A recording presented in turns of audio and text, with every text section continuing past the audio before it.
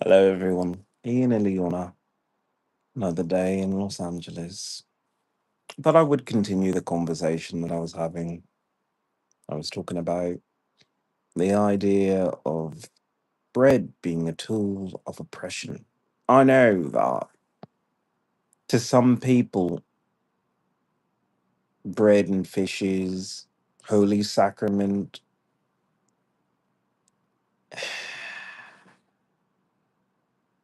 it meant something. It still means something to a lot of people. I really should do an unknown history of the Holy Sacrament. But either way, you have to think about how things were at the time. Food was scarce. You had a bunch of nobles who sectioned off the forest, sectioned off the river, taxed and tithed to be people. Well, I cannot fucking speak English. Tax and tithe people to the point where all they can think about is I'm a farmer. I have to grow the crops. I have to sell the crops, and then I have to give gold to the Lord. For protection in case there's bandits, whatever. But isn't that kind of where we are now?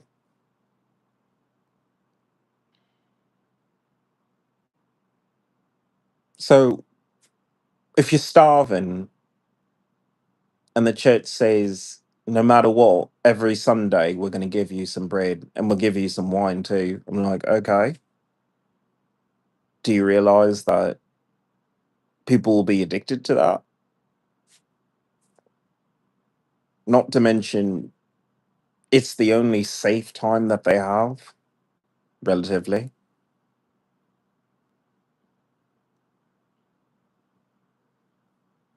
So I said, let me hop back on here and talk about the idea of oppression. We have a president that everyone hates, but you just don't understand. He's dismantling everything to make a point. Yeah, that's kind of your job.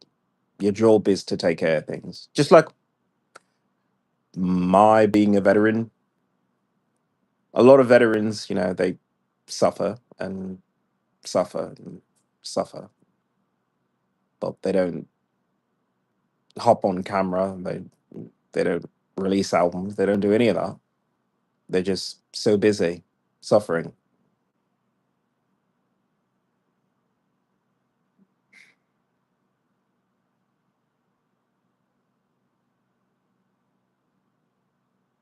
I like to think that there's a social contract. Not the first person to think of that, but I like to think that way. That you are the government, that the tools of oppression are also the tools of freedom. If bread is an oppressive tool, then maybe fruits and vegetables are a key. Unlocking your hidden beauty, unlocking your brain to function again.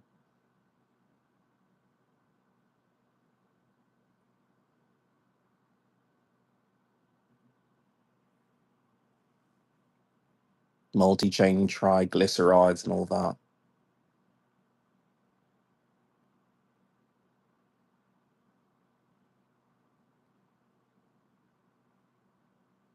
There's a lot to be gained by investing in good nutrition.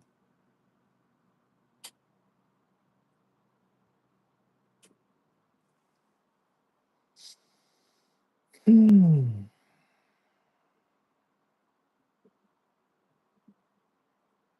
We talk a lot about how the government is oppressive and how they censor and they do all kinds of things. They do.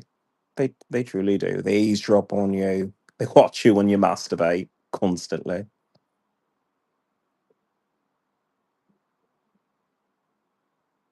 But then you're the government too.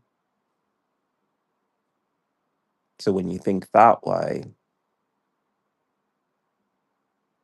If you want things to stop, you stop. If you want things to change, you change them. You can't take a backseat approach to your own life. I say this as a veteran and shut in because I'm afraid to go outside. Just walking the dogs the other day, I almost bumped into some woman. It's just, it's a public path, so people gonna fucking cross your path.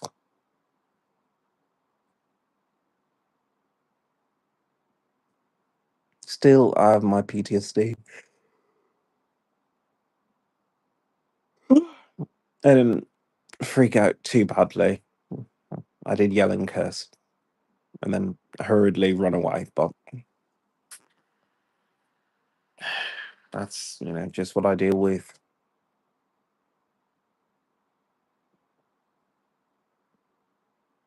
I mean, it's bad enough I deal with this here. I mean, I want to travel, but it's not going to be any safer. It'll probably be worse. Mm.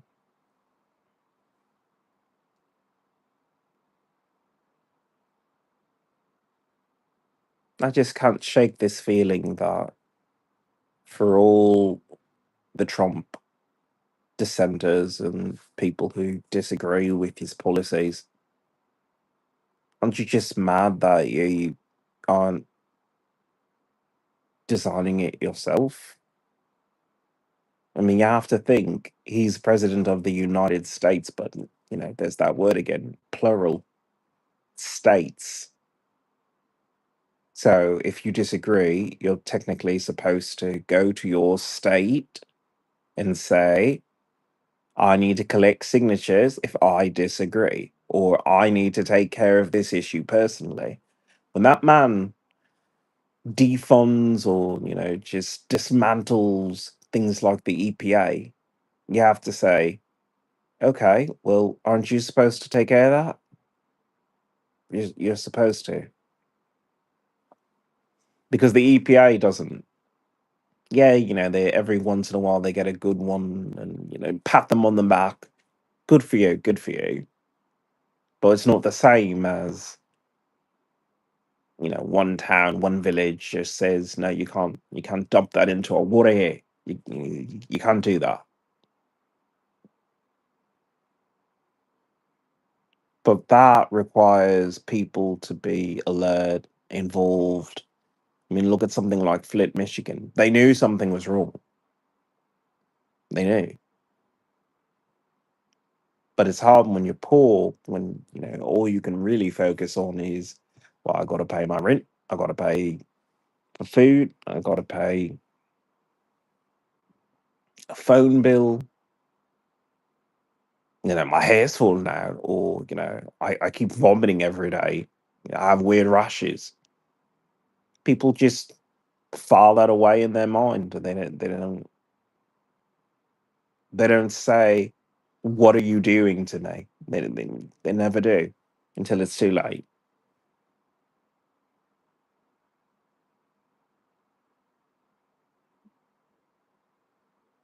Hmm. So here I am. I mean, I talk a lot about, I guess, American politics and things, but I mean, you can translate that to any country.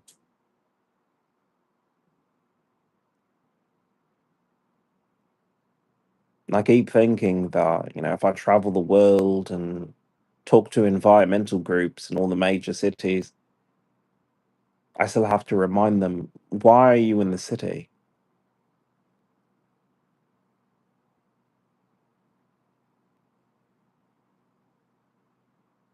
I mean, this town that I'm in is far from perfect, and I curse it out every single chance I get. But there's very little litter here. There's a lot of trees. There's a mountain I can look at.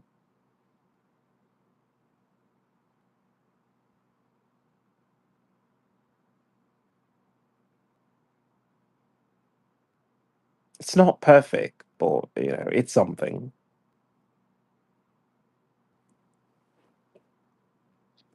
So you want to be able to say to people,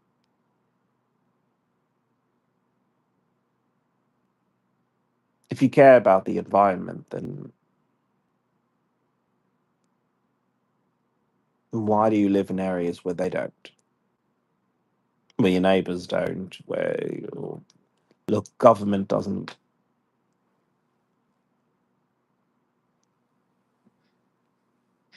You should live where your views are respected. And I guess that's what's been going on with the whole MAGA thing, make America great again. These people want to feel safe in a way. They want to carve a place out for themselves. And you should let them. Why? Because it tells you to get out. That's how I feel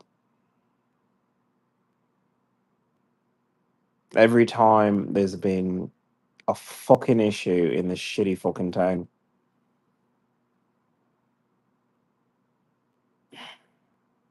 The pizzeria that had me wait for fucking 20 minutes because it didn't take my fucking order. And then they didn't have the customer service to say, hey, are you still waiting on your order? Whatever. Shouldn't be eating that anyway. So did me a favor, but oh well.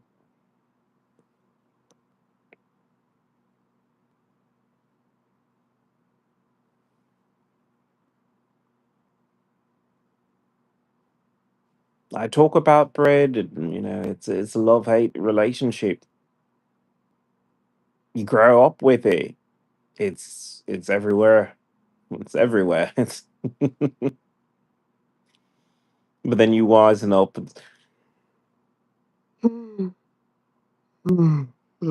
I'm exhausted today. Mm. You wisen up and you just you realize that even though you love bread, bread doesn't love you back. Bread is a mold, a mold that is alive and sentient and just wants to take control of your body. You've heard of the movie The Blob? Sentient, visceral fat, just going around and grabbing everything. Yeah, it's a horror film. But the idea that these molds that we allow into our body are sentient, they do everything that they can. They smell amazing. If you smell bread rising, you'll never forget that smell. It's chemically designed by these molds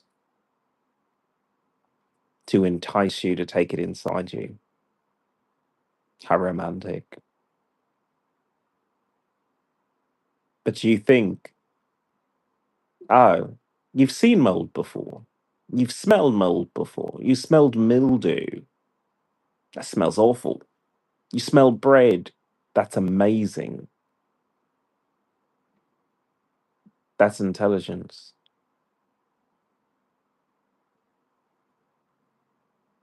Yeast evolved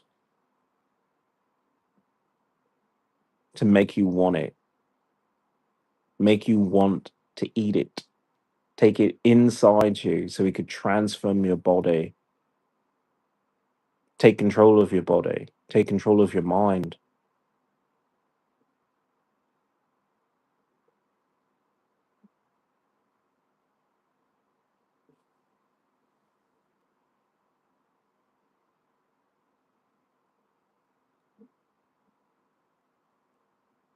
As much as people want to fight their government, I think they have to fight the battle of the bulge before they do that.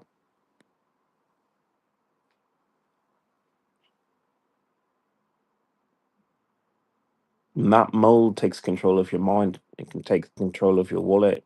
It can take control of a lot of things. Your health, your destiny.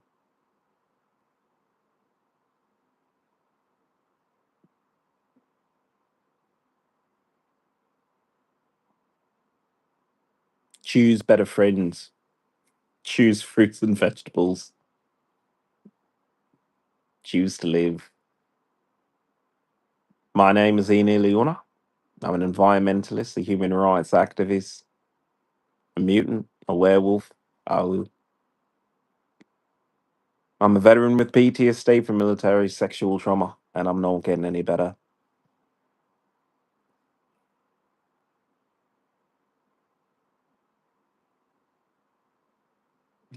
One day we'll have a generation that does not know the smell of rising bread, never smelled it. Maybe they'd be free, free from the memory of the taste, the good feeling it gives you of being full because the yeast is multiplying inside you, expanding your stomach, rapidly making sugar.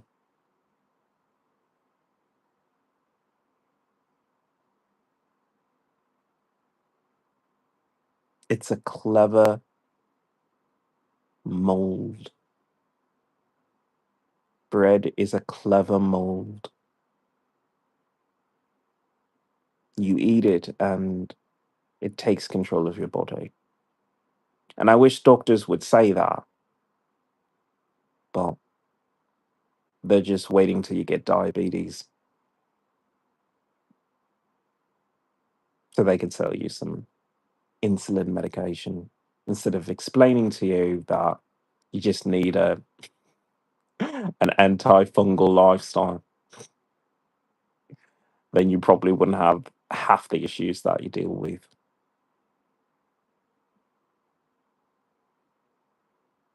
I hope to see you on the next podcast.